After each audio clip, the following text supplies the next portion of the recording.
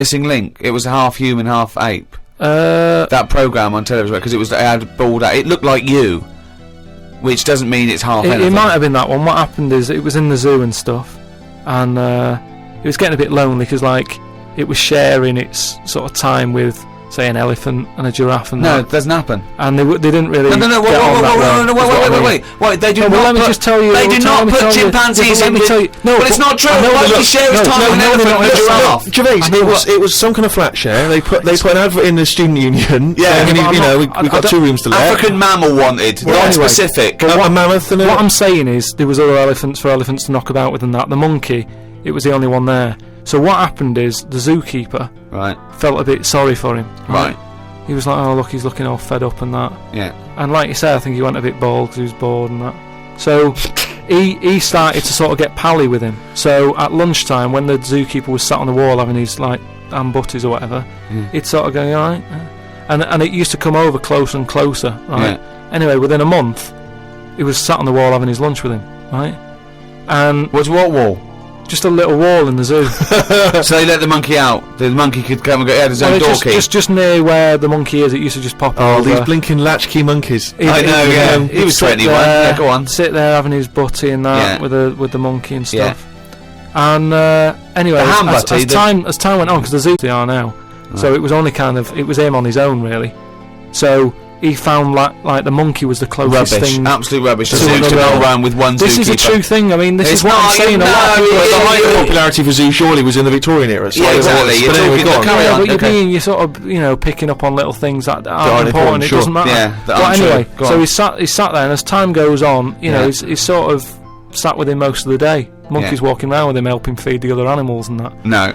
But then what happened is the zookeeper at the end of the night when he's like locking up and stuff. Yeah. He'd feel bad because he'd believe in the zoo, and like Ollie's sat there and he's like, I'll see you tomorrow, and the monkey's like, yeah, see you later. Looking all fed up because he's got home to go to and he's still stuck in where he's basically working every day. Right, so he's never going home, right? No, he's sleeping at work, the monkey. So anyway, the zookeeper goes home, says to his wife, look, Ollie's having a bit of a time at the moment. She said, oh yeah, what's going on? He said, well, he's just looking a bit fed up, he's sick of it. So she said, bring him home. She said, well, I did what I asked, but I didn't want to force it, This conversation didn't happen. So anyway, giving it in such detail. Yeah, I know, it didn't happen. This is in your head. So she said, yeah, bring it home tonight. So anyway, he's looking forward to going into work and that. He sees Ollie. He doesn't tell him straight away. It's a surprise for him later. Oh, God. So they go through the day, usual stuff, feeding the elephants and all that. It gets to the point when it's like they have the lunch and that. It gets to the end of the day. Yeah. And sort of Ollie's there, he's looking at him like as if to say, well, there you go, another day, another busy day and that. What does he know? See you tomorrow and stuff. Anyway, he's like, get your coat. He's like, what? Coat? What do you mean, get your coat? Whatever the equivalent is, right? Whatever you say to a monkey, it was kind of like, you're coming with me sort of thing. Yeah. Right. So he's going, oh, brilliant. Anyway, no, he's not! So what do you mean he's going brilliant? He takes it home. So he gets his hat and coat. He gets his hat and coat and stuff. And he can't be on his lock, right? He goes back to the zookeeper's house. Everything's going well for about a week and a half. Right. Has he got his own room? He still goes like to work and stuff. To the zoo, yeah. To the zoo. He doesn't work there. And then he comes back with the zookeeper. But anyway, what ended up happening is, so anyway, he's back at the house, and it's going well for about a week and a half. Treating him really well. He's sat there. He's having a brandy at night before he goes to bed. Zookeeper noticed that when he took it back to work, it was kind of getting flashbacks of not having a good time in the zoo, right? So he was like, this isn't helping him out. He's happy when he's at home with the brandy and the fags and that. When he comes back here, he's starting to look a bit fed up. So he said to his wife, look, you're at home all day, right? Oh, geez. I'm going to work, I'll leave it with you, right? Yeah. So Ollie stays at home. Yeah. Anyway, as time goes on, little bit of trouble. Whilst the fella's busy at work, grafting, paying the bills and that for Ollie at home, Ollie starts getting a little bit cheeky. Tries it on with the missus. Right, whoa. Right. How does a monkey try it on with the missus? Are you talking this is classic monkey news. How does it try it on with the missus? So he's a bit drunk, he stinks of smoke, he tries it on with the missus. How does he try it on with her?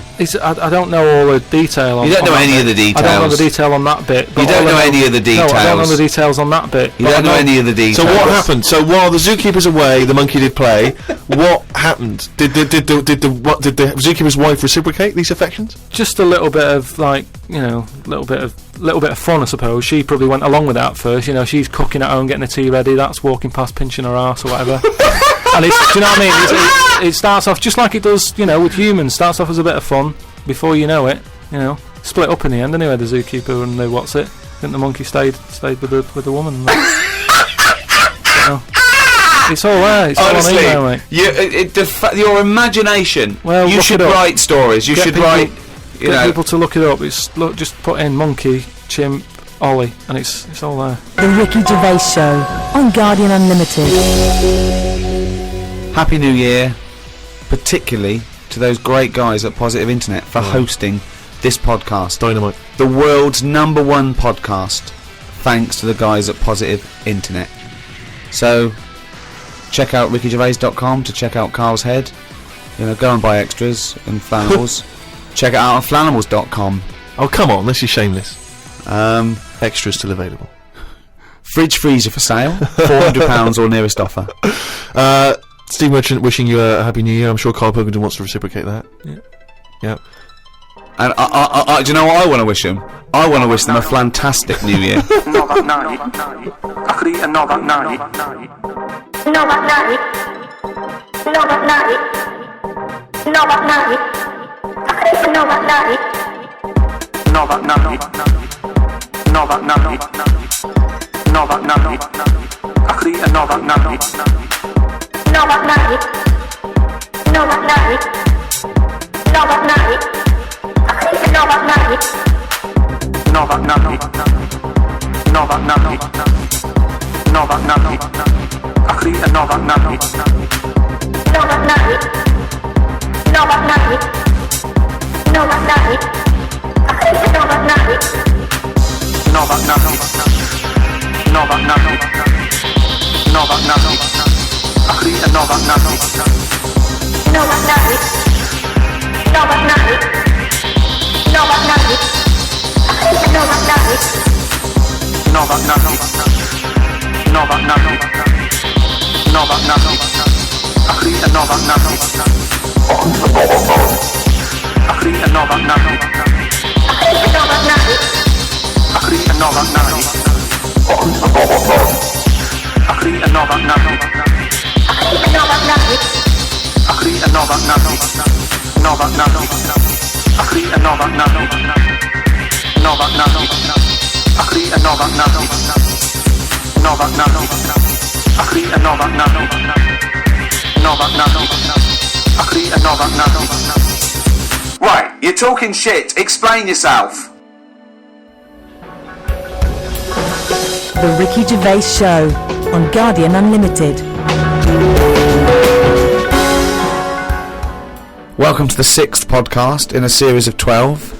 The Ricky Gervais Show, available online with me, Ricky Gervais, Steve Merchant, hello, and Carl Pilkington. Yeah. You enjoying it? It's alright, isn't it? It's had a great response. We're the #1 podcast in the world. We've had thousands of emails and messages, and it's just great to know that people all around the world are listening. Don't you think? Yeah. It's great, isn't it?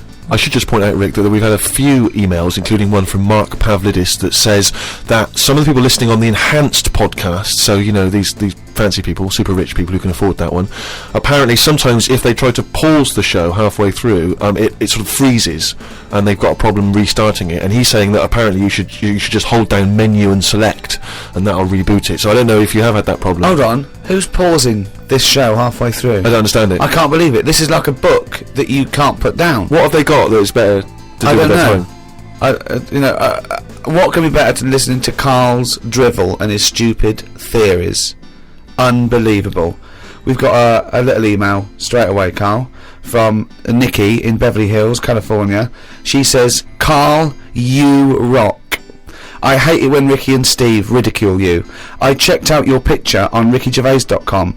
Although your head is not normal, that's no reason to ridicule you. You look gimp, but I never judge a book by the cover. Cheers. That's all you've got to say.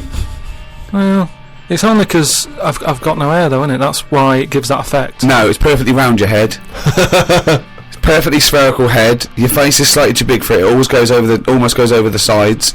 Perfectly round head. Pug little nose. Funny gimp eyes with no expression. Hangdog look. Like a little mouth, like a little lamprey, not formed, not human formed. The way your expression is like you've had a lobotomy. Your head goes weird at the back. It's got a little nod in it, like it's really strange, your face, and you're stupid. We've had a lot of emails saying that. I mean, I think he's just paraphrasing, but talking of emails, you know, a couple of I can't remember which show it was, but you mentioned, Carl, that you'd only recently seen a Chinese homeless person. Oh yeah. And it really surprised you because you'd never seen a Chinese homeless person. No. And I actually went along with that. I've still never seen a Chinese homeless person. Well, that's other than obviously people contributing monkey news. The search for Chinese homeless people has been overwhelming on the email. People are people are actually going out looking for Chinese homeless people. Now, I can just tell you now that there's a few responses from Los Angeles, people saying there are quite a lot of Chinese homeless people over there because apparently there's a huge homeless community in Los Angeles. So definitely if you want to see them, Carl, that's the place to go. But we've had one from Vancouver, Canada, from a girl called Amy, and Amy herself is Chinese, and she says that she realised herself that she'd never really seen a Chinese homeless person. And although she says that apparently Vancouver has the first or second largest Chinese population in Canada, she'd never seen them, and she actually went for a walk around the Chinatown in her area looking for them, and she could not find any on that particular day. So again, Canada obviously not a place to go for a Chinese homeless. It was just a point, though. I don't want people sort of... Well, hold on, though. Wait, I'll stop you there. Hello, Ricky, Steve and Carl. I live in New York City and have seen a Chinese homeless person. Not only is he Chinese, but he is also a midget. He's been living on the streets for the last 30 years. He used to dress in rags, but thanks to a coat drive, he's now wearing a fancy Adidas jacket, right? Now he encloses a picture. He says he gave him $10 to take the picture, and I've seen it, and he's a little Chinese midget fella. I'm just getting a bit worried that people are going out there sort of looking for these. Because that's what you requested. No, but all I was saying is I saw one. I didn't start saying, excuse me, can you just give us a smile, I'm taking your picture. Do you know we've had loads of pictures of people. I know, and it worries me a little bit. And I mean, it's not too bad about the one who took one of the little midget one, because if he kicked off, it'd be quite easy to sort of hold him back. But I'm talking about fully grown. So is that your warning to people? Don't be taking pictures of fully grown Chinese homeless. Well, yeah, I'm just saying, don't be messing about going up to strangers and that and annoying them and stuff, right? Maybe. Well, I think that's a good rule of thumb. Don't annoy them. But that is a hell of a sighting, isn't it? We asked for a Chinese homeless, and they gave us a Chinese midget homeless. Many of the listeners are aware, Carl, that you're sort of fascinated by smaller people. Well, he's fascinated by difference, I think. Yes. I don't think he's having a go at people. When you sort of stare at someone because they don't look like you, and let's face it, most people don't look like you. You're not having a go, are you? Well, like I say, first time I saw Steve, I was never having a go. It was just, oh, that's different. But Steve, I was never having a go. It's just that thing of, oh, right, interesting. What do you mean?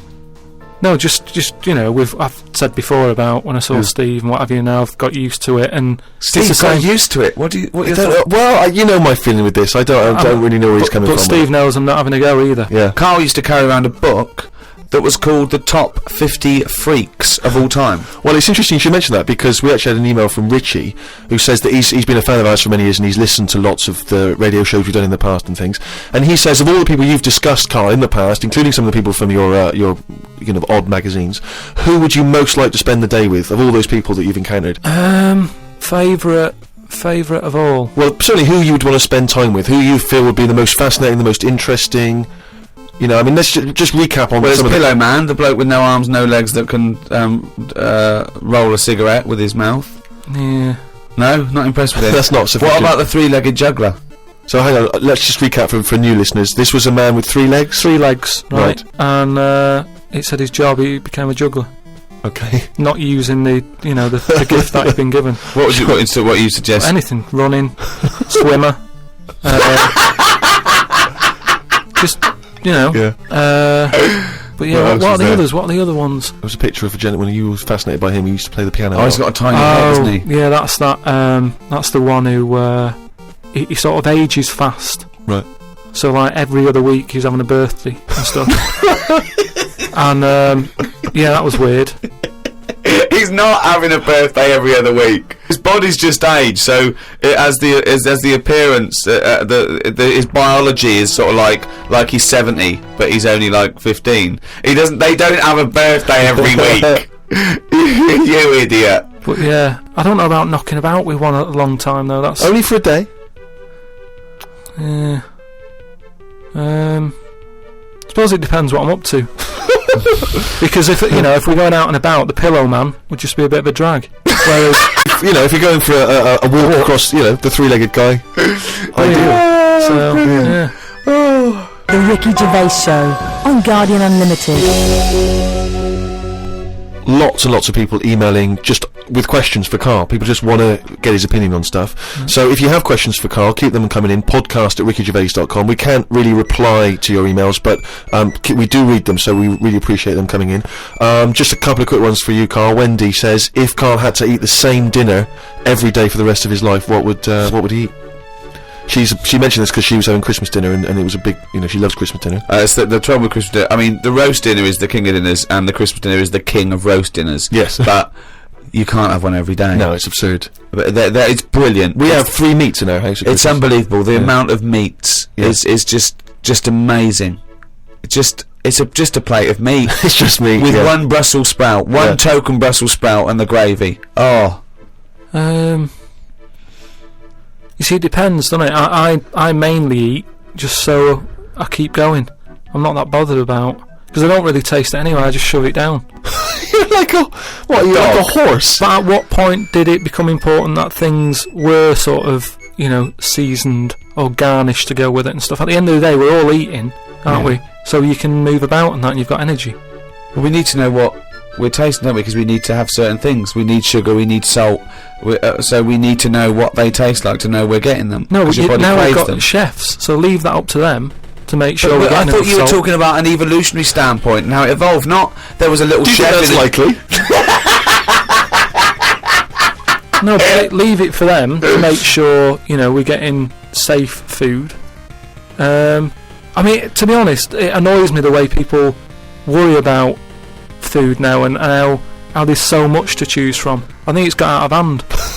I watch any form of choice really worries you, doesn't it? No, you don't like choice. No, choice is good, but not too much. It's like with anything now. If you go into a toffee shop, there's like loads of different. Where are you going to find a toffee shop? You're in a fairy tale. Yeah. You're in a Dickens tale in the 19th century. You're in Shrek. And you go into a toffee shop. What's your point? You go into a toffee shop. What I'm saying, you go into a shop full of toffees. Just come from the candlestick maker.